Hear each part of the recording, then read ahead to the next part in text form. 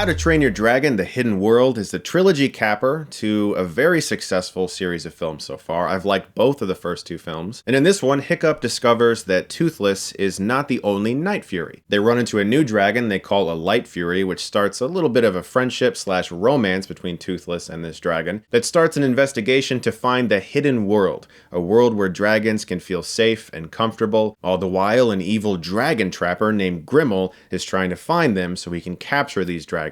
Like I said, I really like the first two Dragons films. My wife is a fan of the show on Netflix, and so we've experienced a lot of this in our house, and I was excited to see if they could make a really good modern trilogy, and they did. This is actually a really, really good movie. Beautifully, gorgeously rendered. One of the best things about these films is the animation. But this one in particular, there's one shot early on where we pan from Hiccup and Toothless flying over to this gigantic amount of dragons that are just filling the screen, and nothing looks copy and paste. Everything just looks like it's living and breathing within the image. The animation here is absolutely spectacular. The relationships are well preserved as well. It all feels like a natural progression of what we've already seen.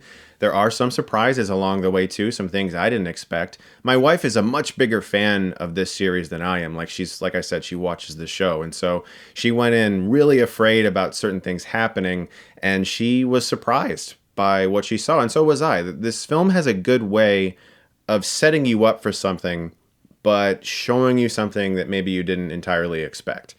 It's not as good, I would say, as the other two, though. I think this might be the worst of the three, but it's sort of like a Return of the Jedi case where, like, I fucking love Return of the Jedi, but it's not the best. This is by no means a bad film. I mean, my God, it's a great family movie. The music is spectacular. It's really funny. The action sequences are extremely exciting. Like I said, the animation, it's just narratively not as interesting as the other two. And a lot of it comes down to the villain.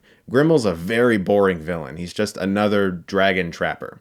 There's not much to him. In fact, as I was watching the movie, I was almost thinking, I could do without a villain, which I know will never happen. But I was so interested in their search for the hidden world and Hiccup and Toothless finding this new Night Fury and this kind of relationship that was developing. I didn't really care about Grimmel. I was like, he doesn't even have to be in this movie, really. I get that they need a threat. They absolutely need a threat. But he was just a really boring villain. The best scene in the movie, by far, is Toothless trying to woo this Night Fury and trying to impress her by doing various things, drawing on the sand, dancing around.